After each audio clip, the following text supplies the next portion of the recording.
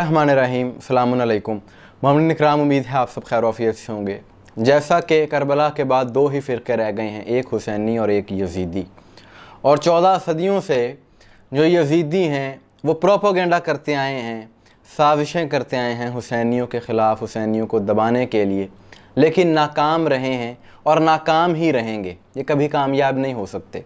जो हुसैनी हैं वो अमन के दाई हैं, जो यज़ीदी हैं वो फ़साद चाहते हैं, माशरे के अमन को तबाह करना चाहते हैं। कि आज भी यही सिलसिला जारी है। और पाकिस्तान में जो कुछ हो रहा है, यहाँ पर फ़िरका वाराना फसादात को जो हवा दी जाती है, शिया और सुन्नी का कोई झगड़ा नहीं है, बल्कि झगड़ा हुसैनियत और यज़ीदियत का है। और यहाँ पर यज़ीदी हैं कि जो पाकिस्तान के अमन के दुश्मन हैं। कभी कोई हुसैनी आपको ऐसा नहीं मिलेगा कि जो वतन के मुखालिफ हो और पाकिस्तान का दुश्मन हो। कि पारा चनार के गुज़िश्ता माह तक जो हालात थे सबके सामने थे, कितनी वहाँ पर एक जंग का माहौल था, बड़ी मुश्किल से वहाँ पर अमन हुआ। लेकिन उसके बाद कुछ यज़ीदी अनासर, कुछ खारजी टोले वहाँ पर फसाद बर्पा करना चाह रहे हैं और वहाँ के अमन को ख़राब करने की भरपूर कोशिशें की जा रही हैं।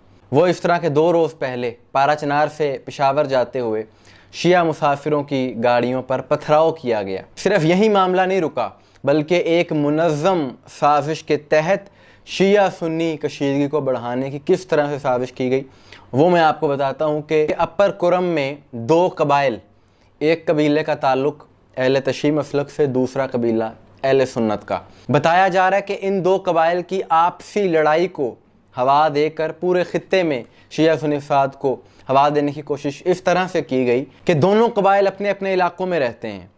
और ये झगड़ा, ये लड़ाई उस वक्त शुरू हुई कि जब एक कबीला जिसका अहले सुन्नत मसलक से ताल्लुक़ है, उन्होंने जंगल में जाकर एक ऐसी जगह से लकड़ियाँ काटना शुरू की जो कि दोनों कबाइल ये दावा करते हैं जिस जगह के मुतालिक कि ये हमारी है, लेकिन जबकि वो डिस्प्यूटेड लैंड है, मुतनाज़ा जगह है, मुतनाज़ा ज़मीन है।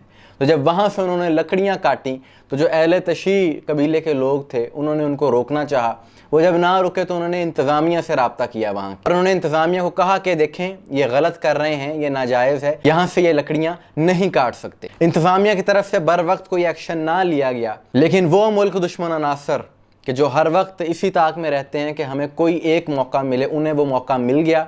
और TTP के वो कलदम गिरोह के जिन्हें हमारी पाक फ़ौज ने ख़वारिज कहा है, उन्होंने उस इलाके को घेर कर अहले तशी पर हमला किया और ये ज़ाहिर करने की कोशिश की कि ये शिया सुन्नी फसाद फिर से यहाँ पर शुरू हो गया है। यानी आप गौर कर रहे हैं कि झगड़ा ज़मीन का था, लेकिन उसको पेश इस अंदाज से किया गया, तासुर ये देने की कोशिश की गई कि ये शिया सुन्नी कन्फ्लिक्ट है ताकि पूरा ख़ित्ता इसकी लपेट में आ जाए। लेकिन वहाँ के इदारों ने, ख़ुसूसन पाक फ़ौज ने, हालात की संगीनी को मद्देनज़र रखते हुए दोनों कबाइल में फ़ौरी तौर पर जंग बंदी करवा दी। और बताया जा रहा है कि गुज़िश्ता रात से हालात वहाँ पर नॉर्मल हैं। लेकिन इन खारजियों की तरफ से मुसलसल बदअमनी फैलाने की ये कोशिशें की जा रही हैं। और ये ख़वारिज, ये तकफ़ीरी ऐसी कोशिशें क्यों कर रहे हैं?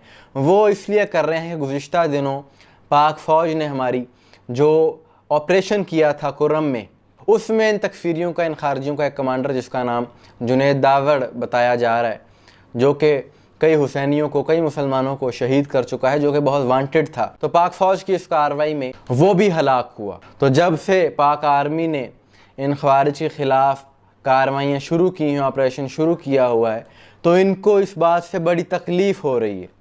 और ये अब ऐसी हरकतें इसीलिए कर रहे हैं कि पाकिस्तान के अमन को ख़राब किया जाए। और ये पैगाम वहाँ के इदारों ने भी दिया है, और जो मोतदिल शिया सुन्नी उलमा हैं उनकी जानिब से भी यही पैगाम दिया गया है ख़ित्ते के हर शिया को और सुन्नी को कि आपने पुरअमन रहना है, आपस में एक दूसरे के साथ इत्तेहाद के साथ रहना है, और इन तकफ़ीरियों की, इन साजिशों से आगाह रहना है।